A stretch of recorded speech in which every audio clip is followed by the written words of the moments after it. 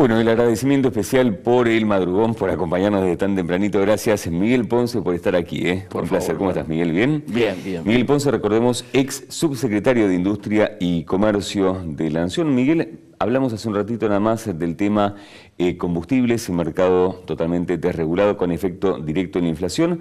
Se conoce hace poquito también un informe del Instituto Argentino de Análisis Fiscal que da cuenta que desde fines de junio, en este 2018, hasta el 20 de julio, dura lo que es el Día de la Independencia Fiscal del país, es decir, un argentino promedio, hasta esa fecha, hasta el 20 de julio... Trabaja para el Estado. Trabaja para el Estado. Sí, señor. La inquietud para arrancar esta charla, Miguel, es si en estas condiciones, siempre hablamos aquí contigo de que hay que aumentar las exportaciones.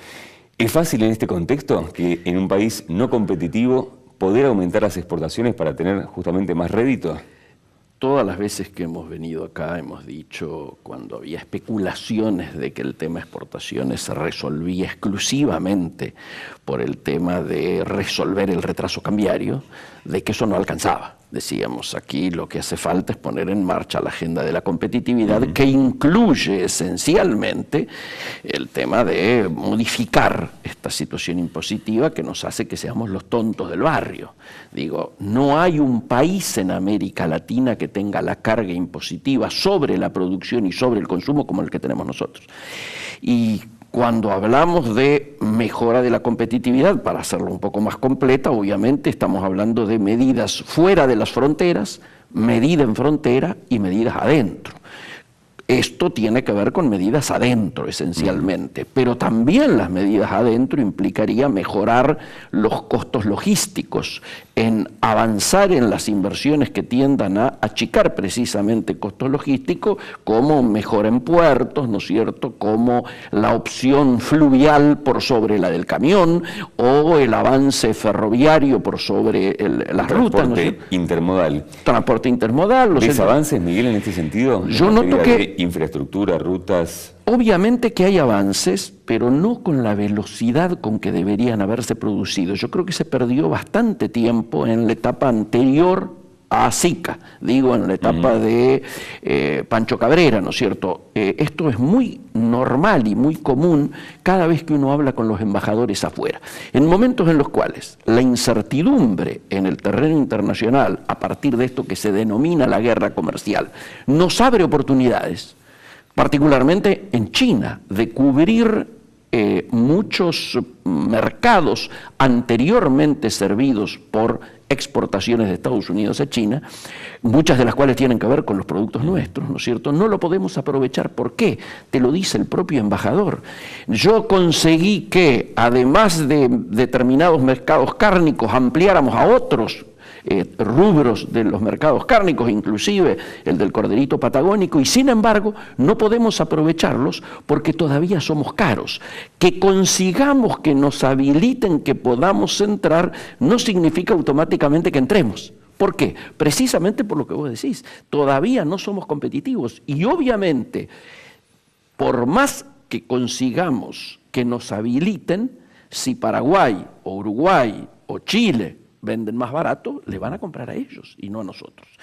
Ahora, yo quiero creer, porque objetivamente lo conocemos a Dante Sica, es un tipo muy vinculado precisamente a los temas productivos y dentro de los temas productivos a los temas de comercio exterior, que esto que algunos están ahora reclamando, la famosa revolución exportadora, yo creo que tiene el limitante de que la estamos por intentar efectuar en una cancha marcada por el Fondo Monetario y el stand-by, ¿no es cierto?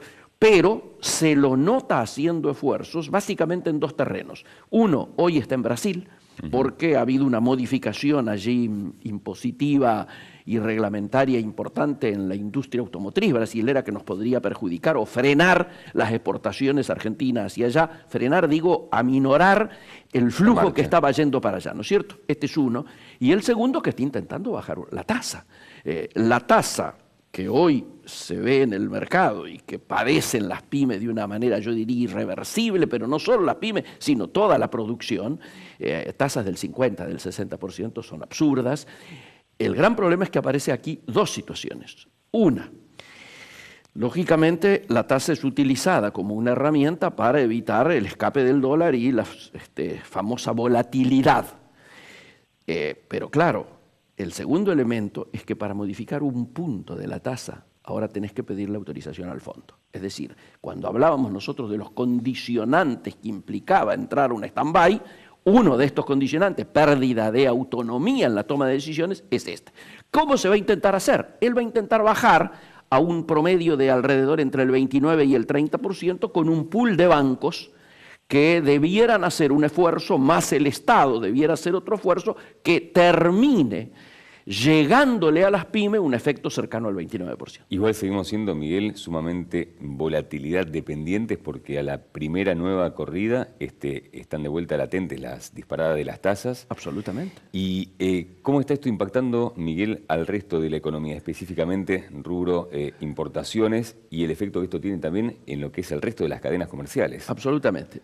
Siempre decimos que muchas veces nos entretenemos, ¿no es cierto?, en todos estos análisis macrofinancieros y no bajamos a lo que es la economía real. Tu pregunta apunta claramente al impacto en la economía real.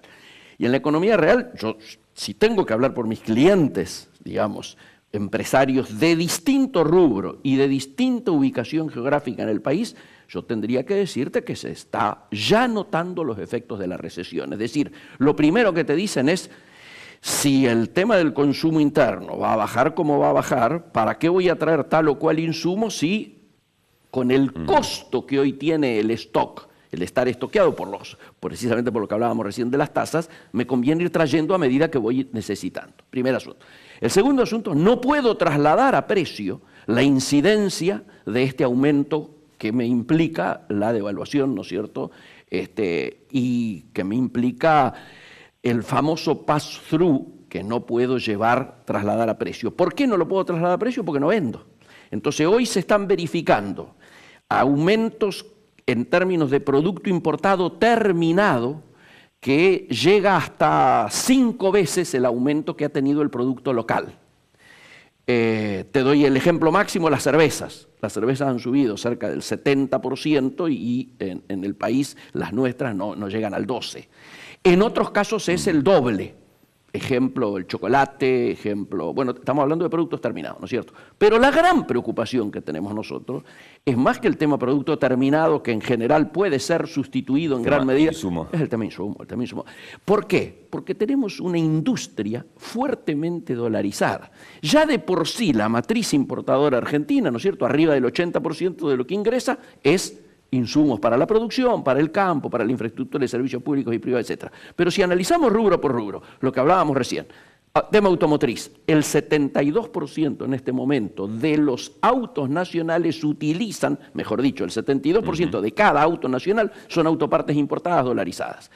Si vamos a la alimentación, arriba del 45% de los insumos de nuestra industria alimentaria, que es para consumo interno y para exportación, eso es insumo importado. Si vamos a los remedios que se fabrican en el país, los laboratorios, el 65% de esos insumos, ni hablemos si vamos a combustible, donde es el 80%, ¿no es cierto? Está dolarizado. Entonces, el efecto de esta corrida que algunos colocan entre el 40 y el 50% desde el 20 de abril hasta el 1 de julio, lógicamente está destinado a impactar muy fuertemente en nuestros costos. Estamos hablando que también muchos advierten que es una corrección cambiaria que era preciso.